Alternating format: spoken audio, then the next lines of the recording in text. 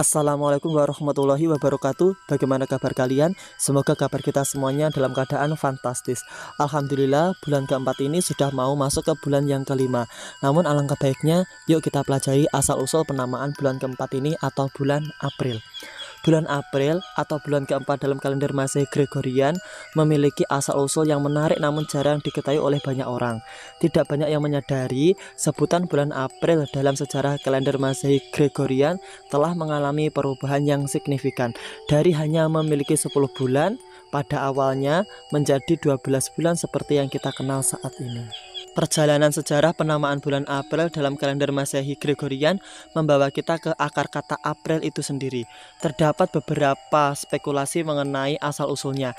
Ada yang percaya bahwa nama April berasal dari bahasa Latin apero yang artinya kedua. Karena dulu dalam kalender Gregorian hanya ada 10 bulan. Bulan pertama adalah Maret, bulan kedua adalah April. Namun pandangan lain mengaitkan kata April dengan kata aperire yang berarti membuka, merujuk pada pembukaan musim semi.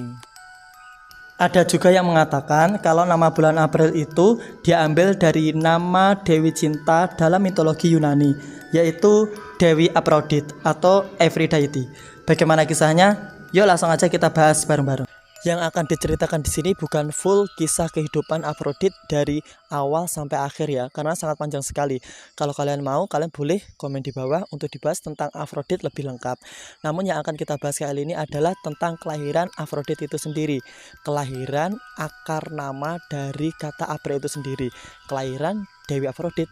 Yuk langsung aja kita ceritakan.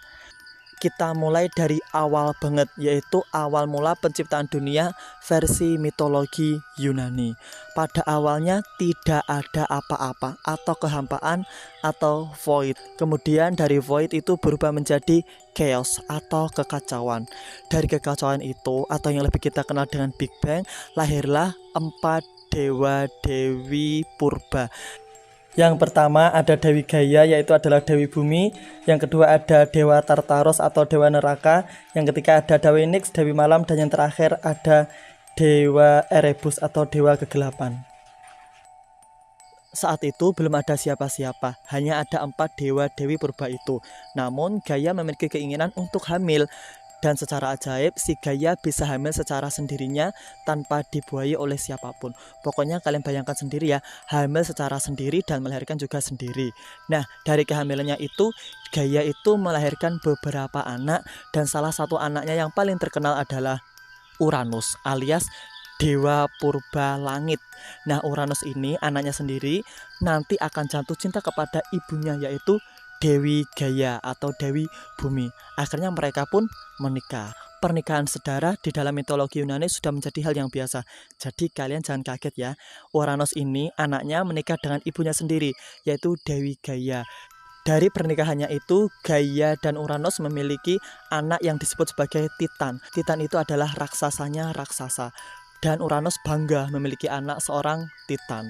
Seiring berjalannya waktu, mereka kembali memiliki anak, yaitu 3 Cyclops. Cyclops itu sendiri adalah raksasa yang memiliki 1 mata. Dan setelah itu mereka punya anak lagi, yaitu 3 Hekatosaurus. 3 Hekatosaurus ini adalah raksasa juga, namun memiliki 50 kepala dan 100 tangan. Cyclops dan Hekatosaurus ini tidak disukai oleh Uranus karena penampakannya yang sangat mengerikan. Jadi dia nggak terima memiliki anak seperti itu. Kemudian Cyclops dan Hekatosaurus itu dibuang, diusir, dipenjarakan di Tartarus, neraka versi mitologi Yunani yang tadi sudah saya ceritakan. Jadi Tartarus itu merupakan tempat yang seperti neraka, namun dewanya juga disebut Dewa Tartarus. Gaia marah dan tidak terima karena anaknya dilemparkan ke Tartarus. Gaia merencanakan untuk membebaskan 6 anaknya yang dikurung di Tartarus. Gaia kemudian membuat sebuah senjata di sebuah gunung. Senjata itu adalah sabit.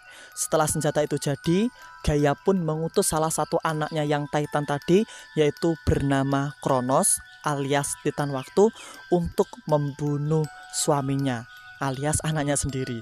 Jadi Uranus itu adalah suami sekaligus anaknya si Gaia. Gaia menyuruh si Kronos, cucunya sendiri, untuk membunuh si Uranus. Dengan sabit yang telah diberikan neneknya, si Kronos siap untuk membunuh ayahnya sendiri. Jangan kaget ya, mereka emang nggak punya akhlak seperti itu. Nah, Kronos itu membunuh Uranus ketika Uranus itu sedang tertidur lelap. Diam-diam Kronos mengendap dan memotong alat kelaminnya Uranus hingga alat kelaminnya itu mental, mencelat, jatuh ke lautan.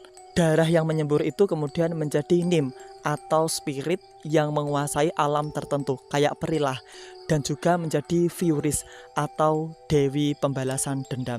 Sedangkan kelamin Uranus tadi yang mencelat dan jatuh ke lautan itu bersatu dengan buih di lautan atau Afros. Penyatuan buih di lautan dan juga alat kelamin Uranus tadi kemudian menjadi dewi yang kita kenal sebagai Aphrodite atau Aphrodite atau Dewi Cinta. Dari sini kalian sudah tahu ya, Dewi Cinta itu asalnya dari mana, yaitu dari buih lautan dan juga berasal dari alat kelamin Uranus, dewa purba langit. Masih banyak lagi kisah Aphrodite yang sangat menarik. Kalau kalian mau, komen aja di bawah ya. Kisah kelahiran Aphrodite memang mitologi yang sangat aneh. Namun kisah ini juga dipercaya oleh banyak orang Yunani. Seaneh-anehnya kisah, tetap ada pembelajaran yang bisa kita petik buahnya. Semoga bermanfaat. Wassalamualaikum warahmatullahi wabarakatuh.